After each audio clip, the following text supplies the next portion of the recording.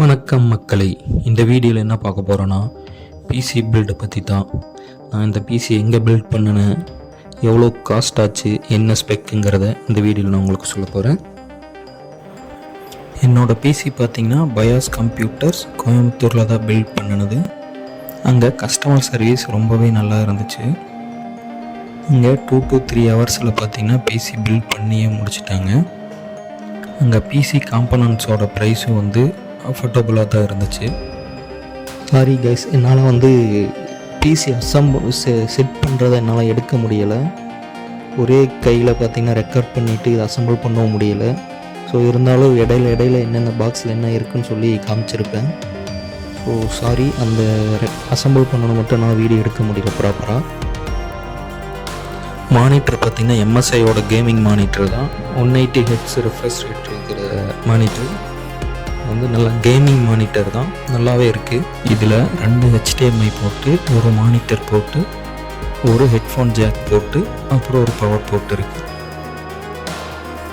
Monitor கூட ஒரு HDMI cable, ஒரு பவர் கேபிள், அப்புறம் மானிட்டர் ஸ்டாண்ட் கொடுத்துருக்காங்க.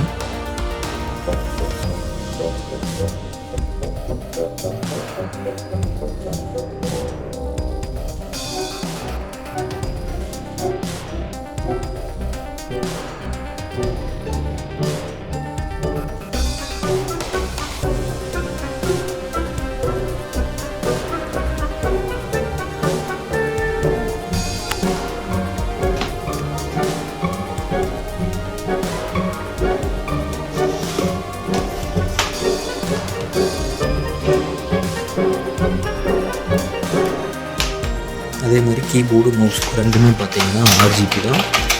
கீபோர்டில் RGBயோட லைட் பவரை பிரைட்னஸை அட்ஜஸ்ட் பண்ணிக்கலாம், ப்ளஸ் ஆஃப் பண்ணிக்கலாம். பட் மவுஸில் எதுவும் பண்ண முடியாது.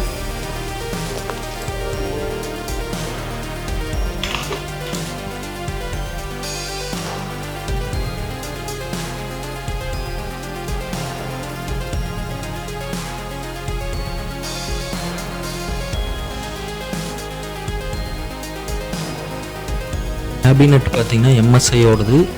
இதில் ஃபேன் பார்த்திங்கன்னா மொத்தம் 6 ஃபேன் இருக்குது, ப்ளஸ் RGB லைட்டோடு வருது.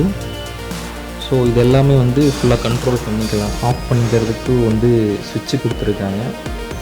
கலர் சேஞ்சஸ் மோட் எதுவும் சேஞ்ச் பண்ண முடியாது, ஜஸ்ட் ஆன் பண்ணிக்கலாம், ஆஃப் பண்ணிக்கலாம்.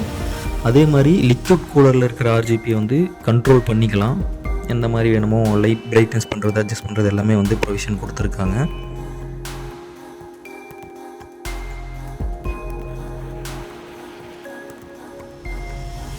என்னோடய பிசியை பார்த்திங்கன்னா செட் பண்ணிவிட்டு பவர் கொடுக்கும்போது பாடி எர்த்திங் வந்துச்சு. ஆனால் இங்கே பார்த்திங்கன்னா எர்த்திங் கொடுக்கல. ஸோ அதனால் என்ன பண்ணலான்னு பார்த்தப்போ டைரெக்டாக அந்த சுவிட்ச் பாக்ஸ்லேருந்தே எர்த்திங் எடுத்து கீழே அந்த செவத்தில் பார்த்திங்கன்னா கீழே ஒரு ஆணி அடித்து டைரெக்டாக அங்கே கொடுத்துட்டோம். ஸோ அதனால் இப்போ பாடி எர்த்திங் எதுவும் வரல. இது ஒரு டெம்பரவரியான ஒரு சொல்யூஷன் தான். நீங்களும் ஏதாச்சும் அசம்பிள் பண்ணி திரும்ப எலக்ட்ரீஷியனை பிடிச்சி பண்ணுறதெல்லாம் பார்த்திங்கன்னா டைம் ஆகும். ஸோ நான் இது உடனடியாக அப்போவே பண்ணதுனால இப்போ சிஸ்டத்தையும் அசம்பிள் பண்ணி இப்போ யூஸ் பண்ணிட்டு தான் இருக்கேன். எந்த ப்ராப்ளமும் இல்லை.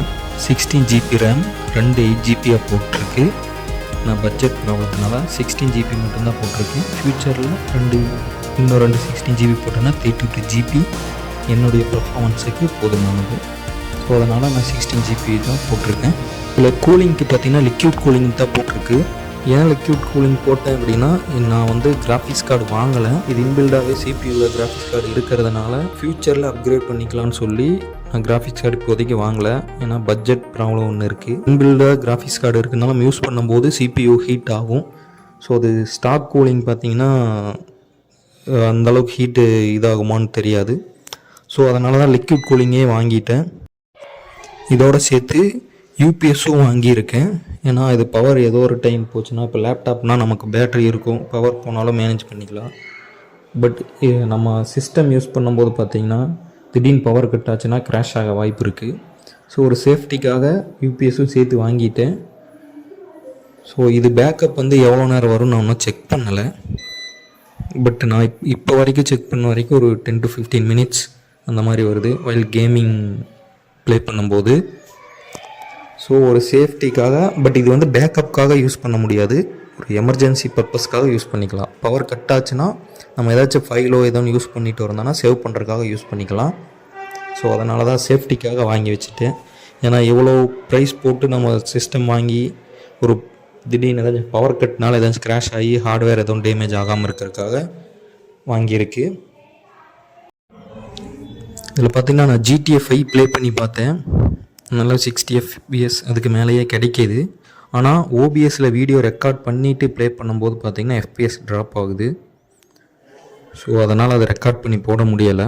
பட்டு ஒன்லி வந்து GTA 5 மட்டும் விளையாடும் போது பார்த்திங்கன்னா நல்லாவே இருக்குது. FPS ஏதோ 60 FPSக்கு மேலேயே கிடைக்கிது.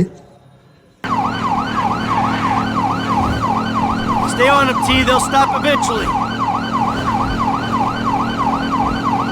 How far are they taking us? I could swear we've circled half the state. Fight's at the back. I think they want him to stop and take the booking.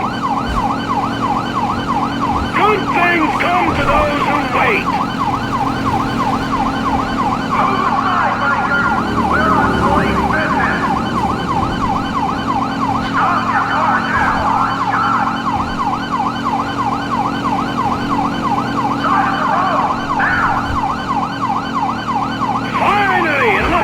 Slowing down. Good. My ass is dead.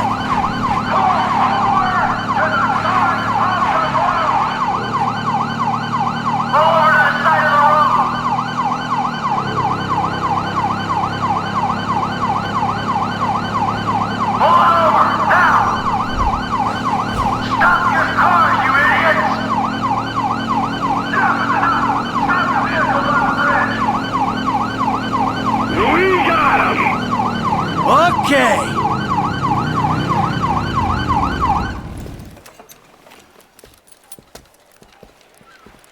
Whoa, hey, stay in the car there, homeboy.